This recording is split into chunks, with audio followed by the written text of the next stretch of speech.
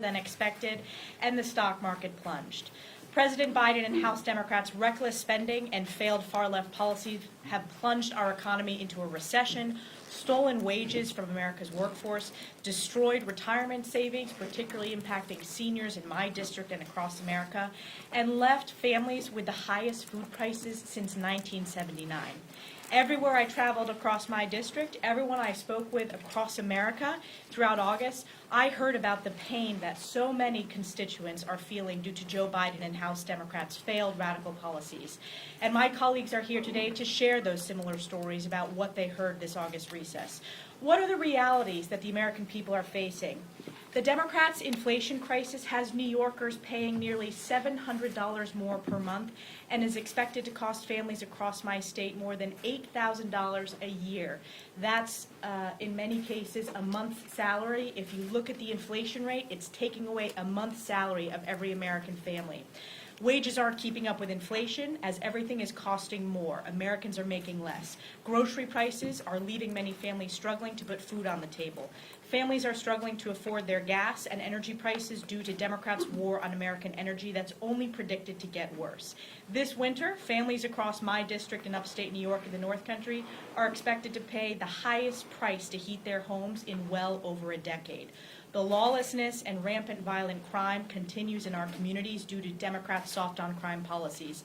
And the sad part is, Democrats know the consequences of their radical policies, and they continue to double down. Today, Vice President Kamala Harris is continuing this tone-deaf celebration in upstate New York, applauding and selling a law that helps the wealthy and inflicts further pain on hardworking families. The American people cannot afford another year of failed Democrat one-party rule in Washington. It's time for leadership that listens to the concerns of every American, which House Republicans are doing every day. We are working hard to end this one-party Democrat reign in Washington and put forth our commitment to America that works for our constituents and the American people. And with that, I will yield to my colleague from California, Congressman David Valadao. Thanks, Elise. Good morning. Thank you for being here today. My Central Valley district is made up of a lot of rural communities where most families already live paycheck to paycheck. I spent the last month back home talking to a lot of different groups of people, and the biggest concern that kept coming up in all these conversations was just how expensive it is to live. Earlier this week, I talked to probably 500-600 farm workers in Delano, and whose main complaint, and I spent quite a bit of time with them, the biggest concern that kept coming up in every one of these conversations was exactly how expensive it is to live. But as I talked to these folks, groceries, the cost of fuel, putting gas in their cars as they drive to work was the biggest issue that they brought up. I met with farmers and growers and truckers who have all been hit by the cost of rising diesel and the lack of parts to even keep their equipment running. Some of the farmers said that they needed a third tractor just to be able to keep two of them in the field so they can wait for parts for that last one. I hear from businesses across all different kinds of industries that want to invest in new technologies to create jobs in California, but they don't have a reliable electricity needed to keep these, to make these investments worth it. It's frustrating because we have resources right here in our own backyard that can and should be used. And the energy we produce here in the United States is cleaner than anywhere else in the world. But the Biden administration and Governor Newsom are making it nearly impossible to produce energy here in the U.S. Biden has issued very few permits, and Newsom is suing to prevent these very few permits from even moving forward. These permits that are being held up have a direct impact on communities like Kern County, where the oil industry helps fund law enforcement, firefighters, public schools, and are responsible for over 38,000 jobs. People I talk to are really worried about the trickle-down effect this energy crisis is going to have across our community. The threat of rolling blackouts in California should be a warning to the rest of the country that the Democrats' energy policies have created a crisis. Families across the Central Valley are already struggling to put food on their table and keep their air conditioning running and put gas in their cars, while the president is celebrating billions in new government spending. It's out of touch with reality and doesn't do anything to make life better for my constituents in the Central Valley. So thank you, and next I'm introduced my friend Congresswoman Nicole Maliotakis from New York. I want to thank the leadership for bringing us together to talk about the real issues, the real crises that the American people are facing right now. You heard about inflation and cost of living, and that is also what I'm hearing as a top issue in my district. But the other issue is crime. And the reality is, under one-party rule at the national level and the state level and the city level, we have seen crime skyrocketing in many of America's cities. In New York City, crime is once again up 35% compared to last year. And again, that's 2021. It was above 2020, and it keeps on increasing year after year by double digits. Everything from rape to robbery, felony assault, burglary, grand theft auto, transit crimes, sex crimes. They're all up, and people in my city do not feel safe. And there are a number of policies that have led to this. First, the bail law that the governor and the state legislature put in place. I've introduced legislation here at the federal level that would require that states allow judicial discretion to consider people's dangerousness to society. We have people here on the street who have been released repeatedly. In fact, the top 10 career criminals since the bail law took effect combined have been racked up about 500 arrests, and many of them are still on the street today. Topping the NYPD's list of notable career criminals is Harold Gooding, who's been busted a total of 101 times, with 88 coming since the bail reform was enacted. So think about that. Majority of those crimes just in the last 2 years, thanks to the Democrats who are in control of our city, and Washington's refusal to enact legislation like mine that would rein in prosecutors and hold them accountable and expose how many of these career criminals they're releasing, as well as my legislation to require that states allow for dangerousness to be considered by judges. A serial thief allegedly told cops that she was a professional criminal following her 97th arrest in February. She was just finally locked up in July after her 101 arrest, in which she was charged with attacking 2 cops in Harlem.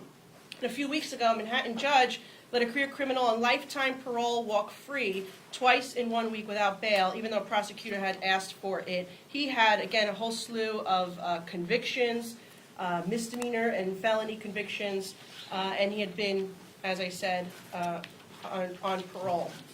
We have a governor, by the way, who has put together a parole board that has released dozens of cop killers in just the last 5 years, murderers, rapists, you name it.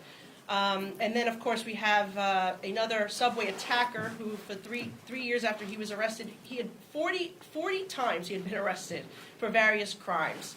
And that's why people feel unsafe riding New York City's subway.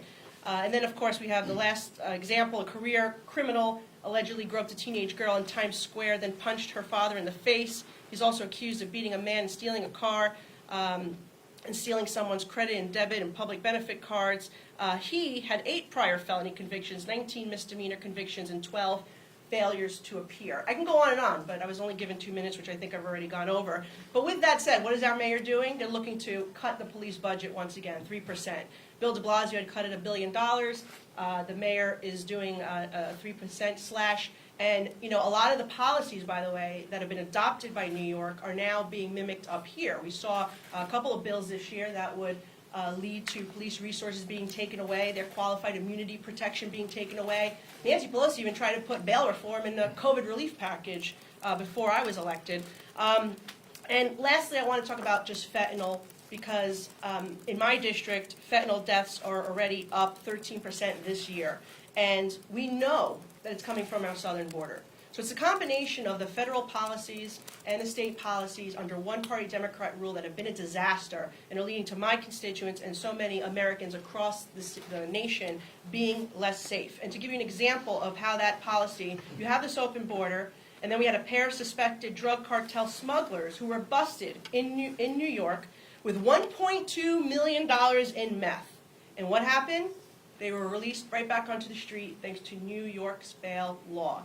So these are the ramifications of the policies that we're seeing put forth. They're putting the drug cartels, they're putting the career criminals, and they're putting the bad guys ahead of law-abiding, tax-paying citizens, and we must put an end to it, and we intend to do so come January. Thank you. We will now hear from our whip, Steve Scalise. Thanks, Elise. Good morning. President Biden and Speaker Pelosi continue to show how out of touch and tone deaf they are by throwing a party yesterday at the White House to celebrate inflation at the exact same time that the market's crashing because of inflation that President Biden and Speaker Pelosi created. You would think they would be paying attention to the struggle that families are facing, and you would think that they would bring us back here to Washington to put bills on the floor to fix these problems they created. But unfortunately, that's not what we're doing. Yet again, another week of no bills on the floor to lower gas prices, to lower costs that are crushing hardworking families, to do anything to secure the border. You talk about being tone deaf and out of touch. Kamala Harris over the weekend said that the border is secure. Maybe she says that because she hasn't been to the border to see how out of control it is, because they've opened up the border. And as Nicole talked about, this is creating problems for families all across the country. We had over 100,000 deaths of young people last year from fentanyl and other drug overdoses because the border's open. Most of those drugs are being made in China and brought across our open southern border. Sorry, Kamala, the border is not secure, and in fact, it's so open that over 100,000 Americans died last year. Young people that aren't going to school today, that aren't going home to their families for dinner because they won't secure the southern border. And so when you look at all of these problems, as I've gone around the country, not only throughout my district in South Louisiana, but so many other districts, over the last month, you hear the same pleas from families saying, we wish Washington was actually addressing these problems. Well, the good news is we have a plan, and help will be on the way. We're going to be rolling out our commitment to America in just a few days to show the country how a Republican majority would actually solve these problems that President Biden and Nancy Pelosi and the far leftists have created. You know, just look at California, and as David Valadeo talked about the problems they're dealing with. You had California just a few weeks ago pass a law banning oil and gas produced cars. You can't drive a car driven that's fueled by fossil fuels in California in a few years because they want everybody to have to go to electric cars. And the same week, they actually came out, Gavin Newsom said, you can't plug your electric car into the house plug to charge it up because their grid is so unstable that they can't even charge electric cars. So they're going to make you use electric cars. They're going to ban gasoline-powered cars. At the same time, they're telling you you can't plug your car into your household electric socket because they don't have energy. Where do they think energy comes from? You're not plugging your car into a tree. You need some stable energy sources, and a lot of that would be fossil fuels, but they're against fossil fuels. Here in America, they're okay with getting it from Russia and other tyrannical dictators. And so we have a plan to solve these problems. We're going to continue pushing for them here. I wish we had bills on the floor to address those here. We've laid out to Speaker Pelosi what those bills are that would lower gas prices, that would provide a stable energy supply, that would lower inflation, that would secure our border. But they won't bring any of those bills to the House floor because they want to continue doubling down on their inflation-ridden policies, raising taxes, raising spending to the tune of hundreds of billions of dollars, hiring 87,000 IRS agents to go after lower-income people. And yes, the CBO confirmed it after they passed the bill. Over $20 billion in new taxes that are going to be paid for by people making less than $400,000 a year, which breaks Joe Biden's pledge. He knew it before he signed the bill, and he signed the bill anyway, and they held a party at the White House yesterday celebrating the fact that they're raising taxes on lower-income families to give special interest giveaways to their rich friends, all while the market's collapsing. That's how out of touch they are. Republicans have a plan to solve these problems, and we're going to continue pushing for them. Yes? So you were just explaining the solutions you guys have. If you could just explain to the American people specifically what would be the top priority and kind of just a little bit of what impact you expect that to have. And also secondly, Democrats were just up here pushing the label MAGA extreme Republicans. How do you plan to separate yourselves from that label and counter that narrative? Yeah, the country's tired of all the divisiveness. I think both sides, Republicans and Democrats, universally panned Joe Biden's negative speech that he held out in front of Independence Hall with the red lighting and the anger and the fury that he had. People are tired of that kind of divisiveness, and what they're asking for is solutions. And Joe Biden doesn't have answers. That's why he's yelling and calling people names. He's calling half of America fascist. People are fed up with that. What they're asking Joe Biden is, how are you going to solve these problems you created? And he doesn't have an answer. The good news is we do have an answer. And so to get to your first part of your question, what we're rolling out in the commitment are a number of items that we would bring to the House floor if we were in the majority to solve these problems. To get back to a focus on the issues that hardworking families care about. You know, when you get outside of the bubble of D.C. and you talk to people in communities, they're struggling and they're paying too much for everything, and they just want Washington to address these problems. So we're going to bring bills to lower inflation, to lower energy costs. It's not just the gasoline costs you're paying at the pump, which are more than double digits over what they were 2 years ago. It's when you go to the grocery store. It's when you pay your electric bill, whether it's the summer and you're trying to cool your home, or this winter, if it gets cold and you're trying to heat your home. In many parts of the Northeast, they don't even have enough energy to heat their homes because they block pipelines. They block the ability to get energy, so you can't even get heating oil. And so we're going to bring bills to fix those problems. We're going to bring bills to secure America's southern border. We're going to show the country how to do this. We need a Republican majority to do it. It'd be nice if you had a Senate that would bring those bills up as well, but we're at least going to show the country what we would do. And look, I think it's going to create a lot of enthusiasm. People are hungry for bold conservative ideas to fix these problems. And then if we do get a majority, we will have a mandate to go do those things, and we will at least show the country a better way. Last question. Thanks so much. Heritage Action is lobbying against the latest White House request for more Ukraine aid. I understand there are probably the votes in the current Congress to pass that, but if you do take the majority, how are you going to handle growing calls in your caucus to kind of scale back the amount of support we're giving to Ukraine?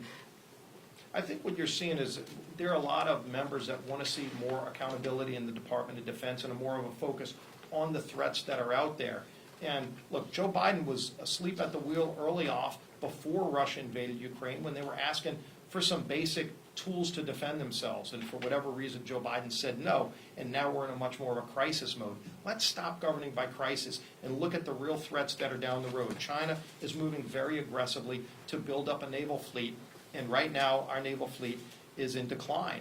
And Joe Biden has not put a plan together to address the threats that are out there, not just today, but down the road. And that's what we're going to be putting a focus on. So going forward, can we expect the same level of support that we provided Ukraine if you take the We majority? haven't seen the bill. And again, this gets to their basic failure to govern as a majority under Speaker Pelosi. We're literally days away from a government shutdown, and the party in majority in the House, Senate, and White House hasn't even filed a bill to prevent a government shutdown. They keep talking about a bill that's going to be filed that's going to have billions in new spending for this and billions for that. They're not working with us on a bill that can actually show how to responsibly fund the government at the adequate levels and address real problems families are facing. They won't bring those bills to the floor. They won't even file the bill. Maybe she's waiting until September 30th, the midnight hour, like Nancy Pelosi normally does. We'll do one more. Senator Graham introduced a 15-week abortion ban bill. I know House Republicans have a similar version. Is that something a House Republican majority would put on the floor for a vote? Well, first we need to see what our majority looks like, but I think if you've seen, we are a party that defends life. We stand up for life. The Born Alive Act is a bill we've been trying to bring to the floor. Every single member of the Republican conference is a co-sponsor of the bill that says if a baby's born alive outside the womb, that baby should not be able to be murdered and call it abortion. And yet states like New York currently do that today.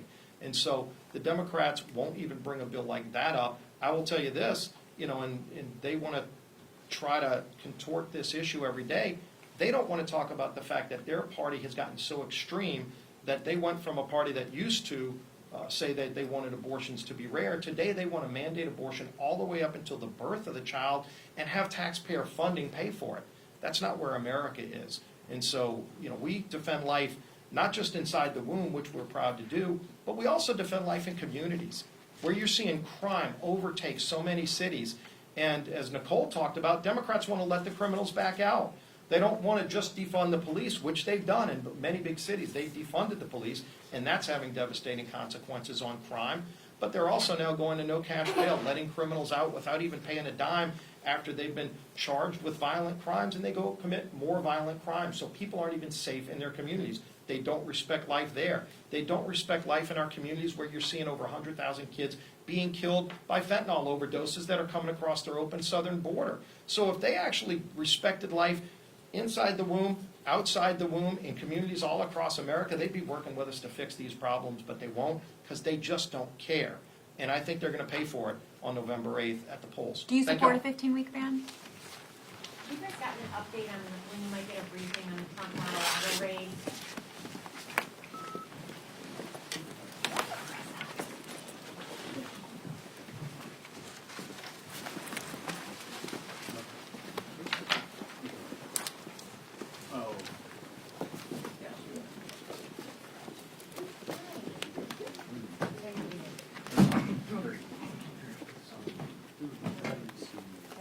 Your batteries?